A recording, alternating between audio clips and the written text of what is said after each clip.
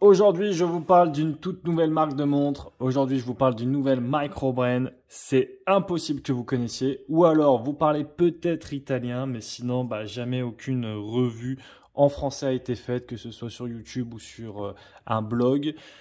Et cette marque, c'est la marque en fait d'un collègue. C'est la marque de Pier Paolo, qui est également YouTuber sur le marché italien sous le nom de Under Sea Time. Je vous mettrai le lien en description. Pier Paolo, il a fait quelque chose que beaucoup de gens, je pense, veulent faire. En tout cas, beaucoup de passionnés et encore plus de youtubeurs en lot, à mon avis, hein, ont envie de faire, c'est-à-dire créer sa marque de montre. Pour ça, il n'a pas fait les choses à moitié, il a vraiment fait les choses bien et on va découvrir tout de suite ensemble à quoi ça ressemble. Tout d'abord, on a cette surboîte, c'est pas là, il y a une autre boîte à l'intérieur, comme vous vous en doutez, avec déjà un joli motif, un joli imprimé, vous voyez. Donc franchement, bel imprimé, le logo Ichnos au milieu et sur tous les côtés, on retrouve cet imprimé, sauf sur le verso où nous avons la montre en dessin, ce qui vous donne un peu déjà une petite idée sur à quoi ressemble cette montre. Quoi qu'il en soit, vous l'avez peut-être vu déjà dans la miniature. On vient ouvrir cette boîte. Nous avons donc à l'intérieur le grazie, donc qui signifie merci en italien. Voilà, merci Théo, mes cours d'italien s'arrêtent ici. Nous avons également à l'intérieur un petit mot du fondateur de Pier Paolo, petit mot de remerciement. On met ça de côté. Nous avons ensuite, tac, le mode d'emploi avec, comme c'est d'habitude, hop, les différentes informations sur la couronne, etc., etc. Bon.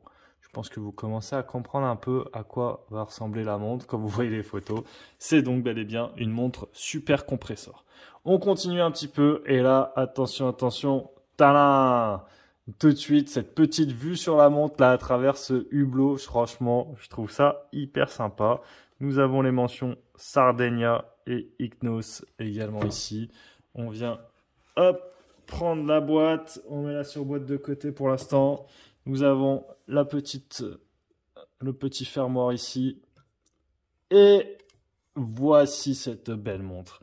Déjà, on n'a pas encore passé la montre au poignet, qu'on se croirait en plein dans l'océan. C'est assez dingue, franchement, ce bleu là, ce bleu turquoise. Vous voyez là, tout est bleu turquoise. Tous les papiers, les ci, les ça. Déjà, on a l'impression de plonger déjà dans la mer et ça, c'est assez chouette. On va mettre la montre de côté 5 secondes, on va regarder un petit peu ce que cache ce coffret. Donc nous avons ici la carte de garantie, pareil, vous voyez que la carte elle est très bien faite, c'est solide, rien à dire là-dessus. Nous avons également ici, alors par contre il est un peu galère si je peux me permettre, là pour choper les objets, c'est pas toujours évident. Ici, nous avons une bouteille à la mer avec des petites barrettes de rechange, des petites pompes de rechange.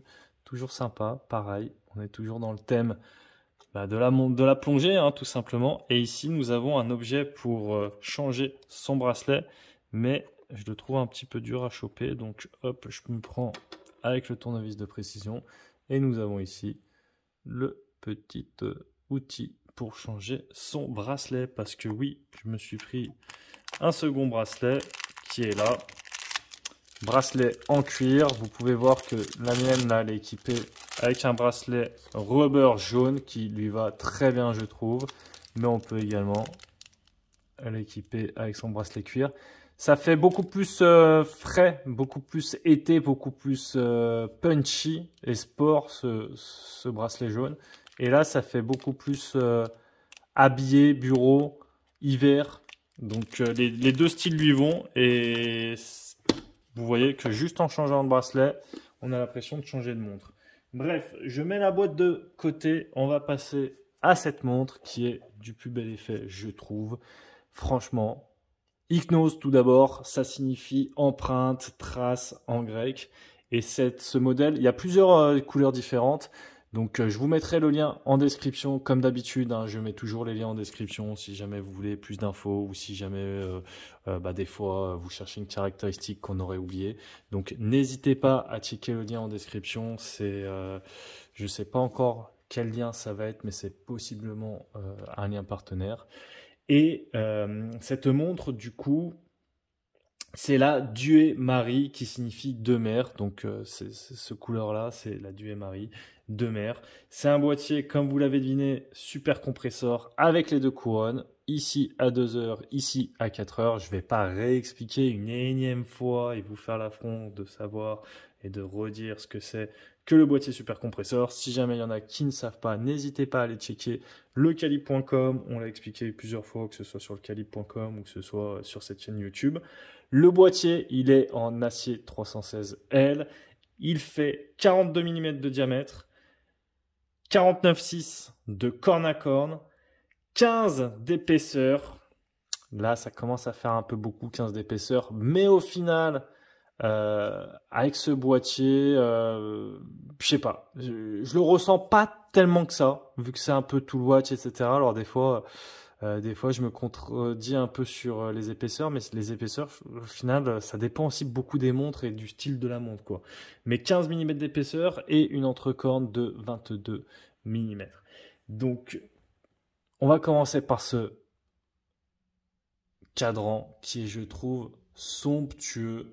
Donc, nous avons le logo Hypnos à midi, nous avons la mention Archipelago à 18 h avec une position GPS qui est la position GPS de la Maddalena, parce qu'en fait cette première collection, puisque c'est vraiment la toute première collection de Pierpaolo, c'est vraiment en hommage à l'archipel de Maddalena. Donc il y a plusieurs coloris et pour moi c'est vraiment celui-ci que j'ai le préféré. Et ce dégradé là de bleu, franchement, il part du bleu cobalt un peu et il va jusqu'au bleu des profondeurs. Je le trouve somptueux. Ce rappel de jaune, que ce soit sur l'aiguille des minutes, mais également sur le bracelet, ça peut aussi faire penser, pourquoi pas, au sable qui est sur la plage. Donc on a l'eau avec le bleu, le sable avec la couleur de la minute, le jaune de la minute ou du bracelet. C'est vous qui voyez, mais je trouve somptueux ce cadran, vraiment.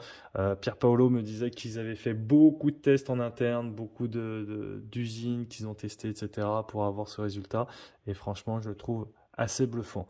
Quelque chose que j'aime aussi beaucoup sur cette montre, c'est tous les index. Vous voyez qu'à 3, 6, 9 et 12, nous avons un index qui est plus gros avec le triangle et le chiffre à l'intérieur, mais nous avons également ce triangle qui est pointé vers l'intérieur, alors que toutes les autres heures, donc pour 1 heure, pour 2 heures, pour 4 heures, 5 heures, etc., nous avons deux index, entre guillemets. Nous avons un index peint, si je peux appeler ça comme ça, enfin il est peint, mais nous avons un index peint, et nous avons un index triangle qui est lui appliqué, mais cette fois avec le triangle qui pointe en direction extérieure de la montre. Et donc ça fait vraiment des flèches comme ça à l'intérieur. Ça fait un contraste et ça nous plonge encore plus dans ce cadran pas texturé, dégradé, pardon, je perds mes mots, et je le trouve du plus bel effet. Nous avons également la mention Swiss Made à 18 h. On va revenir plus tard sur le calibre, ou on peut en parler maintenant. Remarque, c'est un Sellita SW200, donc c'est Pierpaolo disait que de toute façon, lui, il voulait vraiment prendre un mouvement connu de tous, hein, parce que si jamais les gens ont besoin d'avoir confiance au mouvement et qu'ils puissent se dire on peut réparer cette montre n'importe où, n'importe quand, par n'importe qui, enfin pas n'importe qui, pas un horloger bien sûr, mais en tout cas n'importe quel horloger c'est réparé, un SW200, donc pas de souci là-dessus, vous aurez toujours des pièces, etc., etc. Le boîtier super compresseur, je vous ai dit, je ne vais pas faire l'affront de tout vous réexpliquer, mais grosso modo, les deux couronnes qui sont à 2 et à 4 heures sont vissées. Donc la couronne ici à 4 heures, elle vient régler l'heure et la minute. Hop, vous voyez que j'ai mon stop seconde. on va aller d'ailleurs, pourquoi pas, faire un petit tour du cadran et se remettre à 10h10. Et nous avons la couronne qui est, elle, à 2h, qui sert en fait tout simplement à régler la lunette interne. Allez, je me mets à 2h07, on est bien aussi. Je revisse et là, la couronne interne, la couronne à 2h pour la lunette interne. Donc vous voyez, bidirectionnelle bien évidemment. Je la mets où je le souhaite pour pouvoir calculer mes temps de plongée. Je revisse ça, on sera mieux. Et vous voyez cet anneau interne, ça donne aussi un peu de relief au cadran parce que nous avons le cadran à son centre et nous avons l'anneau interne qui est un petit peu plus haut. Quelque chose que j'aime beaucoup aussi, je ne sais pas si vous le voyez à travers la vidéo, c'est ce boîtier qui est brossé toujours par rapport au centre du cadran. Donc là, les brossures, elles vont aller comme ça, là elles vont aller comme ça, là elles vont aller comme ça, là elles vont aller comme ça. Donc tout le temps en fait en direction de ces flèches. Et c'est vraiment super joli. Franchement, pour une première montre, je suis assez bluffé vraiment. Donc l'épaisseur, c'est vrai que l'épaisseur 15 mm, c'est un peu gros, mais bon, pour une Tool Watch, montre de plongée, je lui pardonne, je ne sais pas pourquoi, des fois ça passe mieux que d'autres. C'est dur à dire. L'étanchéité en tout cas de ce boîtier super compresseur est de 200 mètres 20 atmosphères. Vous voyez les couronnes là, avec ce petit quadrillage qui est très sympa aussi. Donc les cornes ne sont pas percées. Et on va pouvoir voir ce magnifique fond de boîte, enfin magnifique, j'en rajoute un peu, mais ce très élégant fond de boîte en tout cas, avec les différentes mentions qui sont écrites en italien tout du long. Et vous voyez bien sûr sur le fond de boîte, c'est Maddalena qui est dessinée avec les différentes îles de l'archipel. Enfin, je crois que c'est un archipel, hein, j'ai pas envie de... Oui, c'est un archipel, j'ai pas envie de dire de bêtises, vous me corrigerez dans les commentaires si ça ne l'est pas. Ce bracelet rubber, franchement, je trouve qu'il fait tout le style également de la montre. Vous voyez, avec le rappel de l'aiguille des minutes. Donc ça, c'est ce qu'on peut classifier comme des aiguilles plongeurs. Nous avons vraiment l'aiguille des minutes qui est différente, d'une couleur différente de l'aiguille des heures. Et ce bracelet rubber jaune, je trouve qu'il lui donne vraiment... Enfin, ce bracelet rubber, ce bracelet... Ouais, c'est plus un bracelet tropique que rubber d'ailleurs. Hein. Je dis rubber, mais ouais, c'est beaucoup plus tropique. Et il est très agréable. Il sèche très rapidement, donc pour la plongée, c'est génial. Vous voyez, il y a des trous tout le long, donc il n'y a pas de problème de oui, le bracelet, il est pas assez long, il faut rajouter des trous, etc. Nous avons les deux passants ici. Nous avons la boucle Hardillon là. Donc, hop là. La boucle, elle est assez simple, mais elle fait très bien le travail, ce qu'on lui demande de faire. Tac. Et je vais vous passer la montre au poignet, comme ça vous allez voir sur un poignet de 17, quand je vous dis que je trouve pas qu'elle fasse non plus trop grosse, vous voyez sur mon poignet de 17, normalement ça commence à être des bonnes dimensions, et là, je sais pas, ça passe quoi. Ouais, ça passe. Voilà, au niveau de l'épaisseur. Après l'épaisseur, vu qu'elle est vraiment sur plusieurs couches, je trouve que ça va bien aussi. D'ailleurs, vous voyez là sur le profil, il est assez bien travaillé, je trouve, cette ligne là de profil, un peu style vaisseau spatial, je la trouve splendide également. On a sur ce modèle un verre saphir, qui est un verre saphir bombé. C'est vraiment un... Hop, je vous le montre, c'est vraiment sympa. Et nous avons également une très très très belle lume. Je vais vous la montrer tout de suite. Hop là, 3, 2, 1. Voici la lume. Donc la lume, franchement, vous voyez avec les aiguilles plongeurs, on reconnaît tout de suite l'aiguille des minutes. Ça, c'est assez génial aussi. Et c'est une lume